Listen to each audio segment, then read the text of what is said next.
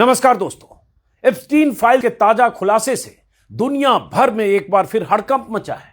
अब तक हुए खुलासे में लगभग 35 लाख पन्ने, 2 लाख तस्वीरें और करीब 2000 वीडियो शामिल हैं।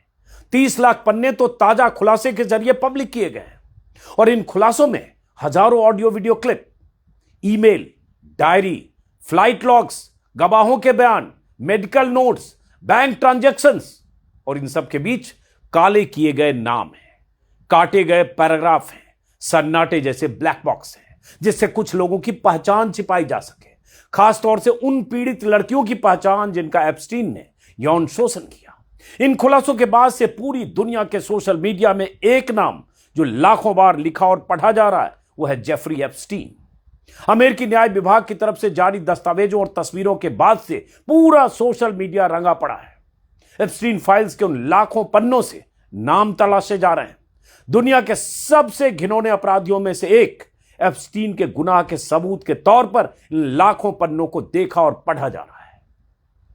अमेरिकी राष्ट्रपति ट्रंप से एप्स्टीन की नजदीकियों के तमाम सबूत पहले ही वीडियो और तस्वीरों की शक्ल में मौजूद थे। पूर्व अमेरिकी राष्ट्रपति बिल क्लिंटन और माइक्रोसॉफ्ट के मालिक बिल गेट्स से लेकर ब्रिटेन के किंग चार्ल्स के भाई प्रिंस एंड्रयू तक के इस घिनौने यौन अपराधी से करीबी रिश्ते रहे हैं और दुनिया इस बारे में पहले से बहुत सुन चुकी है। लेकिन अब इन लाखों पन्नों में कुछ नए सबूत, कुछ नए नाम सामने आ गए। Email, flight log, medical note से लेकर तस्वीरें गवाही दे रही है कि कैसे दुनिया के ये नामचीन चेहरे जेफरी एप्स्टीन की सेवाएं लेते थे या उसके करीबी दोस्तों की लिस्ट में शामिल थे, उसके प्राइवेट जेट से लेकर प्राइवेट बीच पर होने वाली अय्याशियों का हिस्सा बनते थे। लेकिन एप्स्टीन फाइल्स के ताजा खुलासे से एक बवाल भारत में भी बचा है। खासकर कांग्रेस पार्टी की तरफ से इस मुद्दे पर प्रधानमंत्री मोदी को लगातार कटघरे में खड़ा किया जा रहा है और जवाब मांगा जा रहा है। कांग्रेस ने एप्स्टीन फाइल्स के खुलासे में प्रधानमंत्री मोदी के जिक्र को मुद्दा बनाया है। इसमें एक ईमेल का जिक्र है जो बाल यौन अपराधी और मानव तस्कर जेफरी एप्स्टीन ने 9 जुलाई 17 को लिखी थी। उस मेल में जेफरी ने लिखा था, भारतीय पीएम ने सलाह ली, अंग्रेजी में है जिसका हिंदी तर्जुमा है, भारतीय पीएम ने सलाह ली और अमेरिकी राष्ट्रपति के फायदे के लिए इजराइल में डांस किया और गाया। वो कुछ हफ्ते पहले मिले थे, ये काम कर गया। एप्स्टीन फाइल्स में इस मेल के खुलासे को लेकर कांग्रेस बहुत आक्रामक है। सुनिए जरा सुप्रिया श्रीनेत क्या आरोप लगा रही है। एप्स्टीन फाइल्स में अब भारत के प्रधानमंत्री नरेंद्र मोदी का नाम आ गया है। अमेरिका के सीरियल रेपिस्ट, बाल यौन शोषण के अपराधी, मानव तस्करी के अपराधी जेफरी एप्स्टीन ने 9 जुलाई 2017 को एक मेल में लिखा, The Indian Prime Minister Modi took advice and danced and sang in Israel for the benefit of the US President. They had met a few weeks ago. It worked. मतलब Epstein का साफ कहना है कि नरेंद्र मोदी ने मुझसे सलाह ली और अमेरिकी राष्ट्रपति के किसी फायदे के लिए इजराइल में जाकर नाचे और गाए और यह काम कर गया। कुछ तारीखें सुनिएगा। प्रधानमंत्री मोदी 4 से 6 जुलाई 2017 के बीच इजराइल के दौरे पर थे और एप्स्टीन ने यह मेल उसके ठीक 3 दिन बाद लिखा।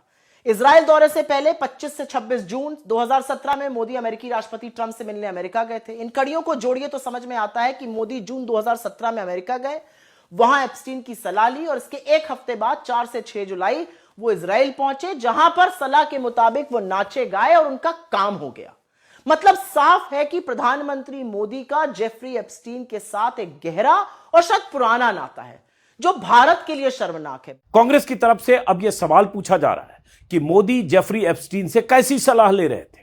मोदी अमेरिकी राष्ट्रपति ट्रंप के किस फायदे के लिए इजराइल में नाच गा रहे थे।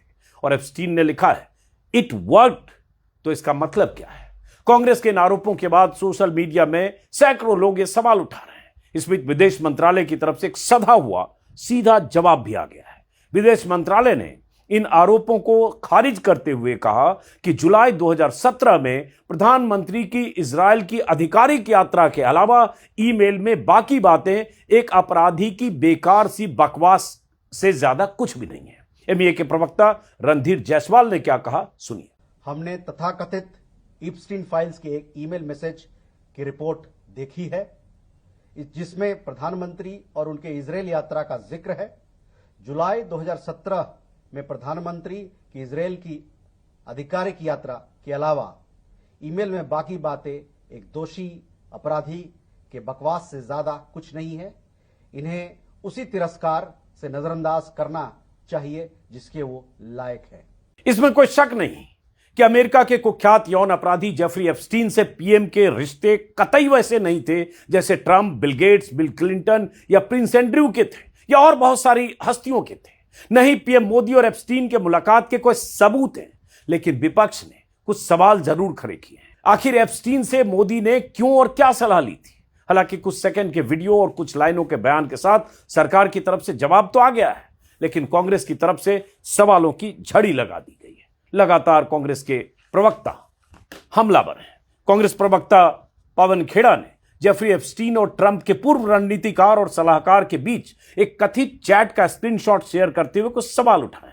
खेड़ा ने कल देर शाम 7:22 पर अपने ट्विटर यानी एक्स पर लिखा, 24 मई 2019 को नरेंद्र मोदी भारत के प्रधानमंत्री के रूप में दूसरी बार शपथ लेने के कुछ ही दिन पहले जेफरी एप्स्टीन ने स्टीव बैनन को बताया। स्टीव बैनन ट्रंप के सलाहकार थे, रणनीतिकार थे, व्हाइट हाउस से उनका करीबी रिश्ता था, दूसरी बार जब प्रेसिडेंट बने उसके पहले भी। स्टीव बैनन को बताया कि उसकी मोदी से एक दिलचस्प बैठक हुई थी। मोदी ने उसे बताया कि वाशिंगटन के लिए कहा गया, मैं कोई उससे बात नहीं करता। मोदी ने उसे बताया कि मुख्य दुश्मन चीन है और क्षेत्र में उसका proxy Pakistan. Modi Steve Bannon के विजन से पूरी तरह सहमत हैं। स्टीव बैनन को मोदी से मिलना चाहिए और एप्स्टीन इसे सेट कर सकता है। पवन खेड़ा ने आगे लिखा, इस वार्तालाप से कुछ प्रासंगिक सवाल उठते हैं। 2019 के चुनाव के ठीक आसपास मोदी एक बदनाम अमेरिकी जेफरी एप्स्टीन से क्यों मिल रहे थे? जब वाश में कोई उनसे मिलने बात करने की परवाह न करता हो तो मोदी द अमेरिका के साथ अपनी दोस्ती के बारे में देश में क्यों झूठ बोल रहे थे? गालवान संकट के 1 साल बाद उन्होंने अपने मुख्य दुश्मन चीन को क्यों क्लीन चिट दे दी? हालांकि इसमें कोई क्लीन चिट जैसी बात है नहीं, अगर ये इसको मान लें कि इसके आधार पर आरोप है तो भी। अमेरिकी मीडिया कार्यकारी रणनीतिकार पंडित स्टीव बैनन से किस विजन से मोदी सहमत हैं? क्या स्टीव बैनन और मोदी के बीच यह प्रस्तावित बैठक हुई? इसमें क्या चर्चा हुई? और अमेरिकी न्याय विभाग की वेबसाइट के दस्तावेज का लिंक पवन खेड़ा ने लगाया है।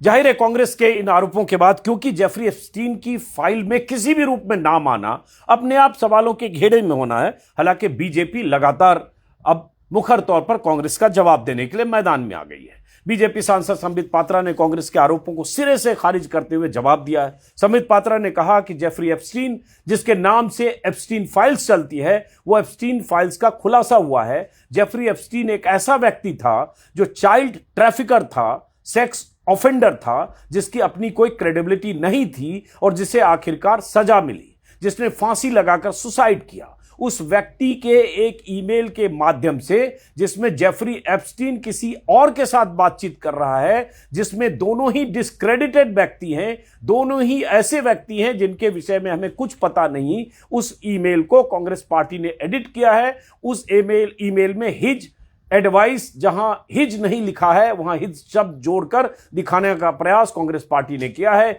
उस ईमेल में हिज मतलब HIS शब्द जोड़कर इस प्रकार से उसे चित्रित किया गया है मानो प्रधानमंत्री मोदी ने जेफरी एप्स्टीन से कोई सलाह ली थी। ईमेल में ऐसा नहीं है, लेकिन कांग्रेस पार्टी ने एडिट करके, फ्रॉड करके, 420 करके उसमें हिज शब्द जोड़ा है। यही कांग्रेस पार्टी का असली चेहरा है, ये कहकर उन्होंने संबित पात्रा ने जवाब दिया। NI पर उनका बयान आया है, जिसका शब्द से जो संबित पात्रा ने बयान दिया है वो आपको मैंने बताया।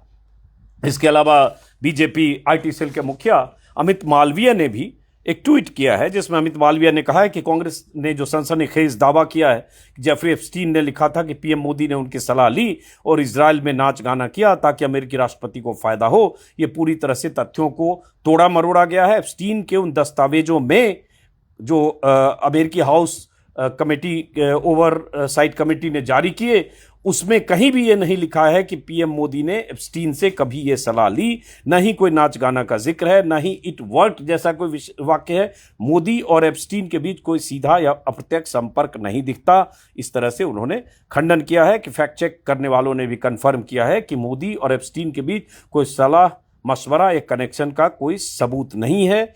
मोदी का 2017 में इजराइल दौरा एक कूटनीतिक कदम था, डिफेंस, टेक्नोलॉजी और ट्रेड पर फोकस था। ये प्रोपेगेंडा है, एक तरह से उन्होंने कहा ये प्रोपेगेंडा है।